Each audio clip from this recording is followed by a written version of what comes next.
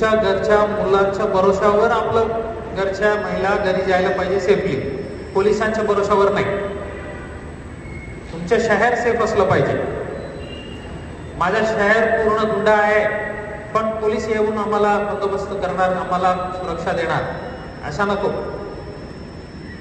आपलं पूर्ण शहर सेफ ठेवू. हे काय होत आहे, आज कोणाचे फ्लेक्सी बॅनर दिसत आहे, ते बटन ना घालता त्यांचा फोटो लागलेला आहे, ते इंस्टाग्रामला ते फोटो टाकतात, रील टाकतात.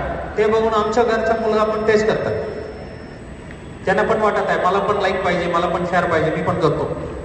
अशा करत करत ते वेगळ्या दिशेत जात आहे. आणि जे मागे बसलेले मंडळी आहे, भाऊ आपल्याला मी काही कमी बोलत नाही, पण आपण जरा विचार करा.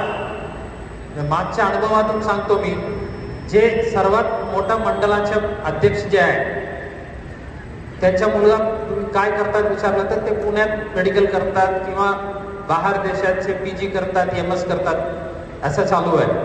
तुम्ही इथंच नाचगाणं करत बसलेला आहे. आपण काहीतरी व्हावे यावर लक्ष द्यावा. तिथे येऊन कोणी फुकटात DJ लावून दिलं, तुम्ही तिथे येऊन नाचगाणं केलं, त्या एक दिवशी तुमच्या छान गेलाय, यात काही विषय होणार नाही. ते काय काही टाईमला गाडी आम्ही अडवलं, DJ गाडी पोलीस स्टेशनला जमा केलं, कोणी फोन केलं किंवा गाडी सोडलं किंवा त्या दरम्यान तुम्ही घेराव घातलं, गुन्हे दाखल झाला तर विनाकारण तुमचं भविष्य उद्ध्वस्त होईल. अशा कोणाचे करायची इरादा नाहीये, उद्देश नाहीये.